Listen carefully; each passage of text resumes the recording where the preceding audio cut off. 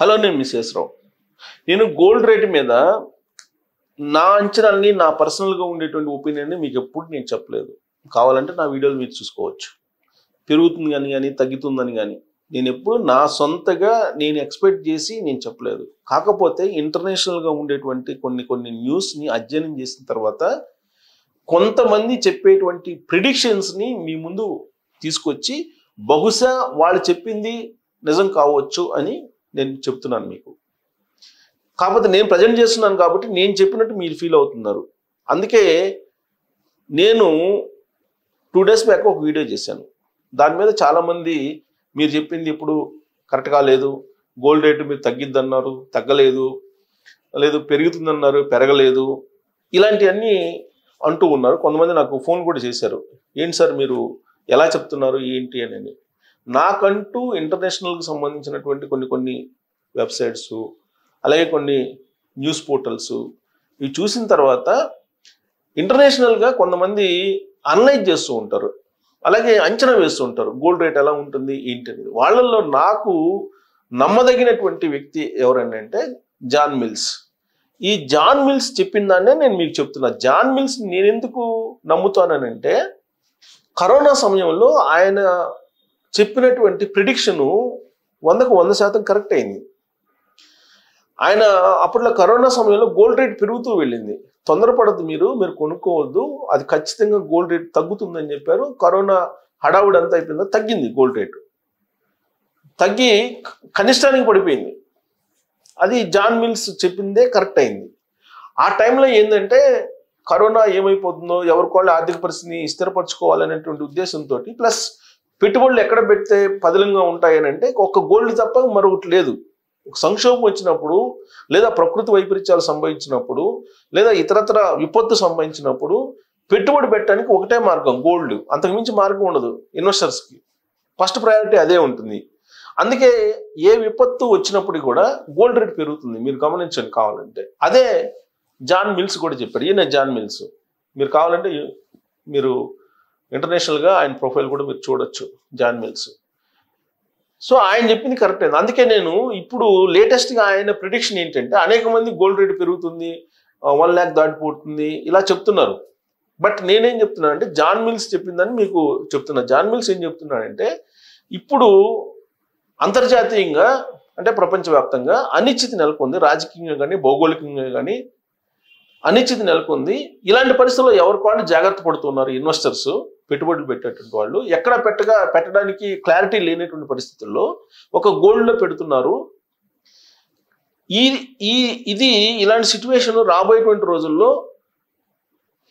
Gold rate తగ్గడానికి అవకాశం ఉంది అని చెప్పి ఆయన ఒక ప్రిడిక్షన్ ఇచ్చాడు. ఎందుకు తగ్గుతుంది గోల్డ్ రేట్ అనేది కూడా ఆయన ఒక పాయింట్స్ చెప్పాడు. ఆయన చెప్పినటువంటి పాయింట్స్లో ప్రధానమైనటువంటి పాయింట్ ఏంటంటే ప్రస్తుతం ప్రపంచవ్యాప్తంగా అనేక దేశాల్లో గోల్డ్ మైన్స్ని కనుగొంటున్నారు. చాలా దేశాల్లో కనుగొన్నారు. ప్లస్ ఇప్పుడు ఉండేటువంటి ఎగ్జిస్టెన్స్ ఉండేటువంటి మైనింగ్లో కూడా ఎక్కువ గోల్డ్ తీసేటువంటి ప్రయత్నం చేస్తున్నారు. కారణం ఏంటంటే అంతర్జాతీయంగా గోల్డ్ రేట్ ఎక్కువ ఉంది కాబట్టి ఇదే సరైనటువంటి సమయం అని చెప్పేసి మైనింగ్ ఎక్కువ చేస్తున్నారు. 3 షిఫ్ట్లలో మైనింగ్ బయటకు తీసే ప్రయత్నం చేస్తున్నారు అనేది ఒక వర్షన్ ఆయన చెప్పింది.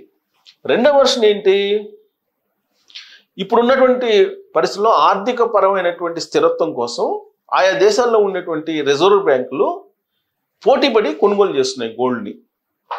దాని కారణంగా ఇప్పుడు గోల్డ్ రేట్ పెరుగుతుంది. ఇప్పుడు ఒకవేళ ఈ రాజకీయ అనిశ్చితి, భౌగోళికమైన టెన్షన్ తగ్గింది అనుకోండి, ఆ రిజర్వ్స్ని ఏం చేస్తారు, అమ్ముతారు. ఇప్పుడు ఉదాహరణకు మన భారతదేశం ఆల్రెడీ ఇంతకుముందు అమ్మింది, బంగారాన్ని అమ్మి మళ్ళీ కొనుగోలు చేసింది. ఇలానే అన్ని దేశాలు కూడా అవసరానికి వాళ్ళు ఆర్థిక స్థిరత్వం కోసం సంక్షోభంలోకి వెళ్ళకుండా ఉండడానికి గోల్డ్ కొనుక్కుంటూ ఉంటారు. రిజర్వ్ బ్యాంకులు పోటీ పడుతూ ఉంటాయి. అలాగే ఇప్పుడు పోటీ పడుతున్నటువంటి సిచ్యువేషన్. మూడేంటి ఆయన చెప్పింది,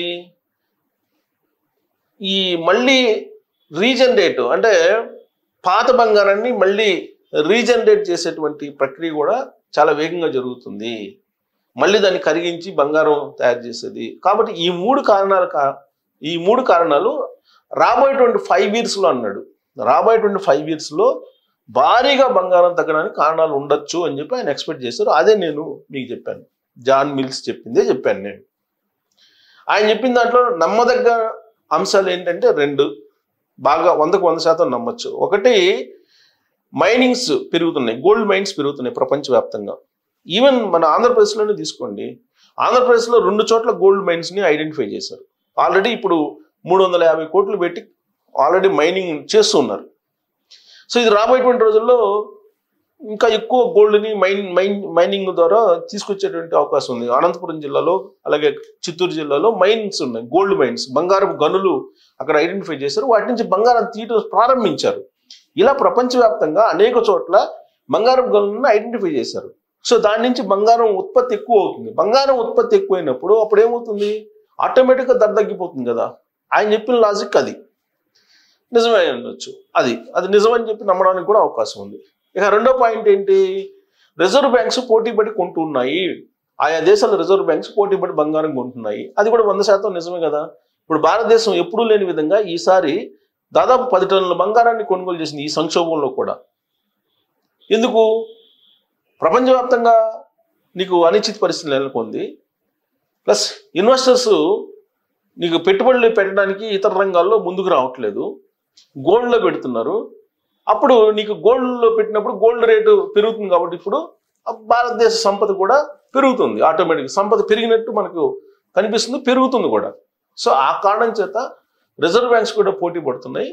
అందువల్ల ప్రపంచవ్యాప్తంగా రిజర్వ్ బ్యాంక్స్ పోటీ పడుతున్నాయి కాబట్టి ఇప్పుడు డిమాండ్ ఎక్కువ ఉంది. డిమాండ్ ఎక్కువ ఉంది కాబట్టి బంగారం రేటు పెరుగుతుంది. 3 ఏంటంటే ఆయన మళ్ళీ దాన్ని రీసైక్లింగ్ చేస్తున్నారు అని అంటున్నారు. పాత బంగారాన్ని రీసైక్లింగ్ చేయడం కూడా ఎక్కువైంది. అది కూడా రాబోయేటువంటి రోజుల్లో బంగారం రేటు తగ్గడానికి కారణంగా ఉంది అని అంటున్నారు. అది బహుశా నేను అనుకోవటం దాని ప్రభావం తక్కువ ఉండొచ్చు. బట్ మొదటి 2 ప్రభావాలు మాత్రం ఖచ్చితంగా రాబోయేటువంటి రోజులు ఉంటాయి. అందుకే ఆయన చెప్పాడు 5 years తీసుకున్నాడు ఆయన. 5 years లోపల మీకు 10 గ్రాముల బంగారం 50,000 నుంచి 55,000 మాత్రమే ఉంటుంది, తగ్గుతుంది, ఇప్పుడున్నటువంటి రేటు ఉండదు అని చెప్పి ఆయన విశ్లేషణ చేస్తున్నాడు, ఆయన ఎక్స్పెక్ట్ చేస్తున్నాడు, ఆయన ప్రిడిక్ట్ చేస్తున్నాడు. గతంలో ఆయన చేసినటువంటి ప్రిడిక్షన్ కరెక్ట్ అయ్యాయి కాబట్టి నేను ఆయనది మీకు అభిప్రాయాన్ని తెలియజేస్తున్నాను. నా సొంత ఒపీనియన్ కాదు, నేను ఇంటర్నేషనల్గా ఉండేటువంటి మార్కెట్ని బేస్ చేసుకొని ఆయన చేసినటువంటి ప్రిడిక్షన్ ఏవైతే ఉన్నాయో, ఇప్పుడు ఔన్స్ బంగారం వచ్చేసి దాదాపు $3,100 ఉంది ఇప్పుడు ఔన్స్ బంగారం. సో కాబట్టి ఇంకా పెరుగుతుంది అనుకోండి, దానికి తగ్గట్టు మన బంగారం కూడా పెరుగుతుంది. ఇప్పుడు యాజ్ ఆఫ్ నౌ మన బంగారం ఎంత ఉంది, గత వారం 3,000 తగ్గింది ఒకేసారి. ఇప్పుడు మళ్ళీ గ్రాడ్యువల్గా పెరుగుతుంది. ఒకే రోజు 1,200 పెరిగింది, ఇప్పుడు మళ్ళీ గత 2 రోజుల నుంచి పెరుగుతుంది. ఇప్పుడు మన బంగారం ఎంత ఉంది మనం చూద్దాం. ఇప్పుడు హైదరాబాద్లో తీసుకుంటే గోల్డ్ రేటు 22 క్యారెట్ల బంగారం 8,510 రూపాయలు ఉంది గ్రాము. 22 క్యారెట్ల బంగారం అంటే నిన్నటి కంటే కూడా 85 రూపాయలు పెరిగింది.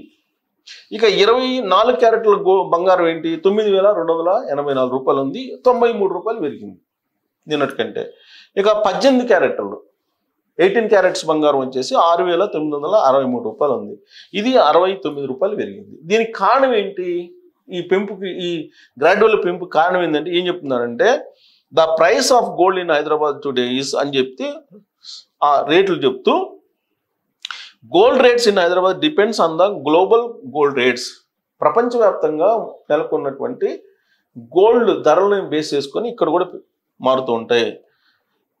ఎఫెక్ట్ ఎక్కడెక్కడ పడుతుందని చెప్పాడు, which are affected by many international factors. అంటే అంతర్జాతీయంగా ఉండేటువంటి పరిణామాల ఆధారంగా ఈ మార్పులు ఉంటాయి. ఇంక్లూడింగ్ అని చెప్పి ఇన్ఫ్లేషన్ అంటే ద్రవ్యోల్బణం, అంటే ఈ ద్రవ్యోల్బణాన్ని బేస్ చేసుకొని గోల్డ్ రేట్ కూడా ఉంటుంది అనమాట. గ్లోబల్ ప్రైసెస్, అలాగే సెంట్రల్ బ్యాంక్, అదే reserve bank, central bank gold reserves. Central బ్యాంకులు ఎప్పుడైతే గోల్డ్ రిజర్వ్స్ పోటీ పడతాయో అప్పుడు మీకు ఇది పెరుగుతుంది అన్నారు. అలాగే ఫ్లక్చుయేటింగ్ రేట్స్ ఆఫ్ ఇంట్రెస్ట్, ఆయా దేశాల్లో రిజర్వ్ బ్యాంక్ నిర్ణయించేటువంటి వడ్డీ రేట్లను బట్టి కూడా ఆధారపడి ఉంటుంది దీని పెరుగుదల తగ్గుదల అనేది బంగారంది. తర్వాత జ్యువెలరీ మార్కెట్స్, జ్యువెలరీ మార్కెట్లో సేల్స్ ఎలా ఉన్నాయి అనే దాని మీద కూడా ఆధారపడుతుంది. సో ఇవాళ రేటు ఉన్నాయి, దాన్ని ప్రభావితం చేసిన అంశాలు కూడా చెప్పారు. సో కాబట్టి ఇక్కడ విచిత్రమైనటువంటి పరిణామం ఏంటంటే గతంలో ఎప్పుడూ లేని విధంగా మీకు భారతదేశంలో తీసుకుంటే, మిగతా దేశాల్లో బహుశా ఇలాంటి సిచ్యువేషన్ ఉండొచ్చు, బట్ భారతదేశంలో తీసుకుంటే బంగారం కొనుగోళ్ళు జ్యువెలరీ షాప్స్లో 80% తగ్గిపోయింది. ఎవరు కొంటలేదు. కారణం ఏంటంటే సామాన్యులకి మధ్యతరగతికి అందుబాటులో లేదు ధర. ఎట్ ద సేమ్ టైం బంగారం తగ్గాలి కదా, మరి కొనుగోళ్లు తగ్గిపోయినప్పుడు బంగారం తగ్గాలి కదా, డిమాండ్ తగ్గిపోయినప్పుడు కొనుగోలు లేనప్పుడు మీకు బంగారం తగ్గాలి కదా, తగ్గల. కారణం ఏంటండి? రిజర్వ్ బ్యాంక్స్ పోటీ పడుతున్నాయి, సెంట్రల్ బ్యాంక్స్ పోటీ పడుతున్నాయి కొనుగోలు చేయడానికి, అదొక కారణం. అలాగే అంతర్జాతీయంగా గోల్డ్ రేటు పెరుగుతుంది. దానికి కారణం ఏంటంటే ఇన్ఫ్లేషను, తర్వాత ఆయా దేశాల బ్యాంకులు, అమెరికా ఫెడ్ నిర్ణయించేటువంటి ఇంట్రెస్ట్ రేట్లు, ఇవన్నీ కూడా ఆధారపడి ఉంటాయి అన్నమాట. వీటన్నిటినీ ఒక చోట చేర్చి జాన్ మిల్స్ విశ్లేషణ చేస్తూ ఉంటారు. ఆయన చెప్పిన ప్రెడిక్షన్ కరెక్టే. ఇప్పుడు గోల్డ్ రేట్ పెరుగుతున్నట్టు కనిపించినప్పటికీ రాబోయేటువంటి 5 సంవత్సరాల్లో ఖచ్చితంగా దీని ధర తగ్గుతుంది అని చెప్పి ఆయన ప్రిడిక్షన్. అదే నేను మీకు చెప్తున్నాను. నేను సొంతగా గోల్డ్ రేట్ గురించి మీకేమీ చెప్పట్లేదు, కేవలం ఆయన చెప్పిన ప్రిడిక్షన్ మాత్రమే మీకు చెప్తున్నాను. అంతర్జాతీయంగా నెలకొన్నటువంటి ప్రస్తుత పరిస్థితుల్లో గోల్డ్ రేటు మరింత పెరిగేటువంటి అవకాశం కూడా ఉంది రాబోయే రోజుల్లో. అది అవకాశం లేకపోలేదు. కాకపోతే 5 years ప్రణాళిక పెట్టుకుంటే మాత్రం తగ్గుతుంది అని చెప్పి ఆయన చెప్తూ ఉన్నారు. సో దీని మీద మీ అభిప్రాయం తెలియజేయచ్చు. Thank you.